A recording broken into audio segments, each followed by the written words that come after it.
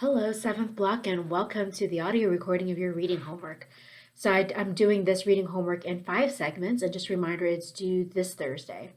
Just a reminder, you also need 5 annotations. If you need to know the format, please look at your reading assignment guide. All right, so this starts on page 68. Page 68. That was why Tyrion gave this work to people who used to run things before they got to the camp. Fitzikov was some kind of a big shot in an office. He used to ride around in a car. In the beginning, Fitzikov tried to bully the captain, but the captain hit him in the teeth a couple times, so they called it off. The boys tried to get near the stove with the sand to warm up, but Tyrion stopped them.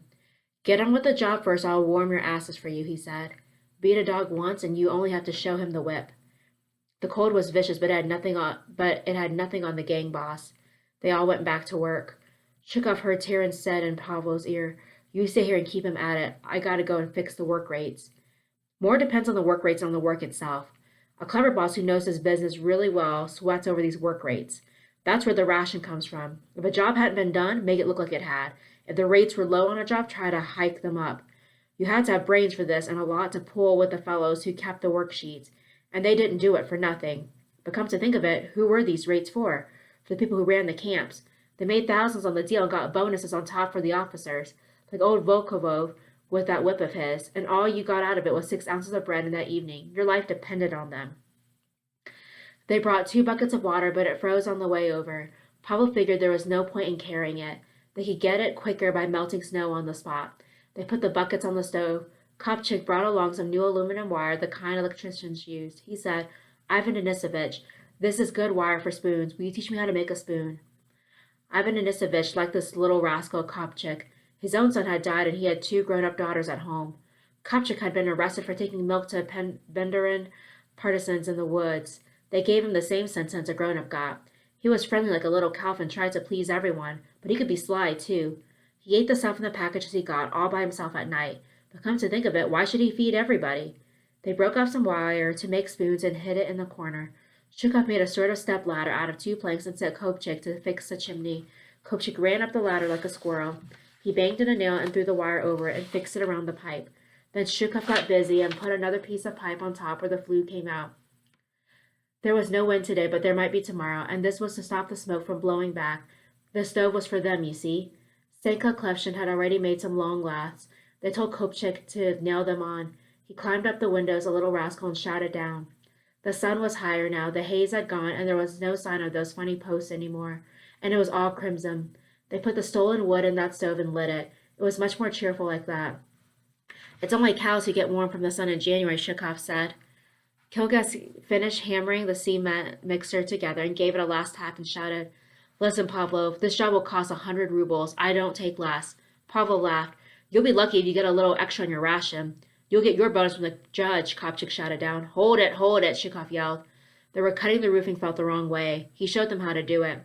Some of the men were crowding around the other stove, and Pavlov chased them away. He gave Kilgas some helpers and told him to make hods for carrying the mortar up. He put 2 more men on to carry sand.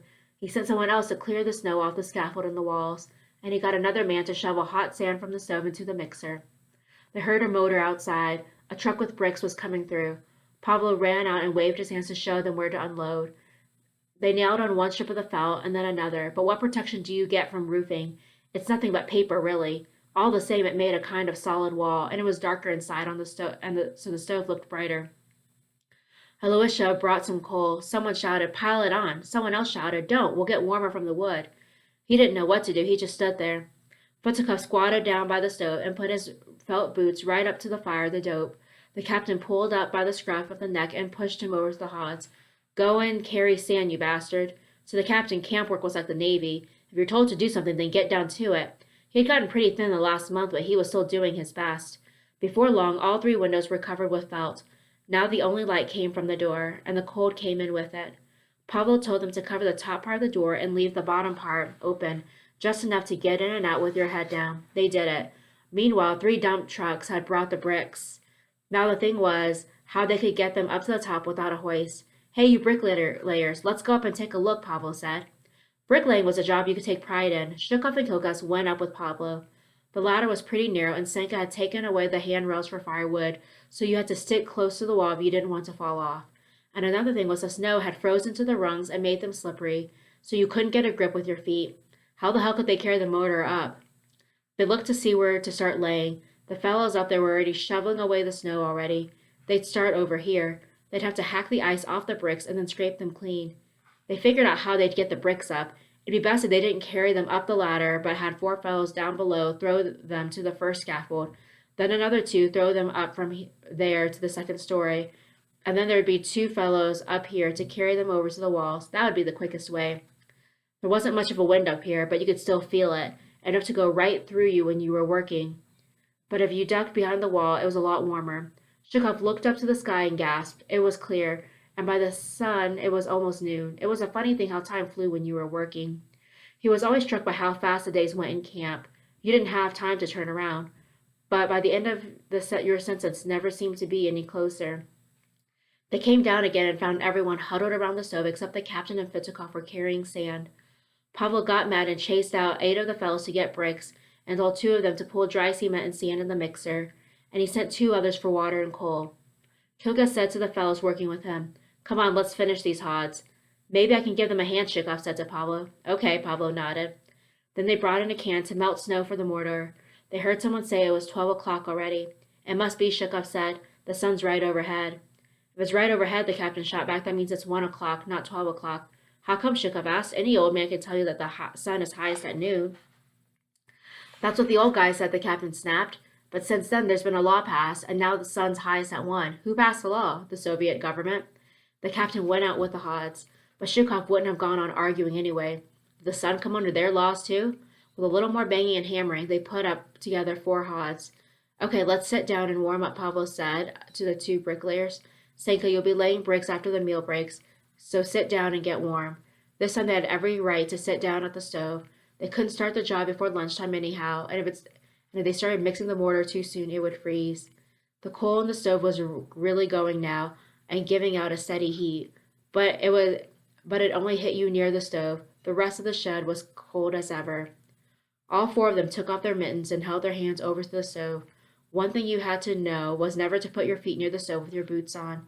If they were regular boots, the leather cracked. And if they were felt, they got damp and steamed and your feet didn't get any warmer. And if you put them right up to the fire, they burned. Then you had to go along until spring with a hole in them. There weren't any more where they came from. "Why should Shukov worry?" Kilgus was kidding him. "He's got 1 foot out of here already." "Yeah, the one without the boot," someone butted in. They laughed. Shukov had taken off his left boot, the one with a hole in it, and was warming his foot close. Shukov's sentence was almost up. They had given Kilgas 25 years. In the good old days, it was always 10. But in 1949, they started slapping on 25 regardless. Maybe you could last 10 years and still come out of it alive, but how the hell could you get through 25?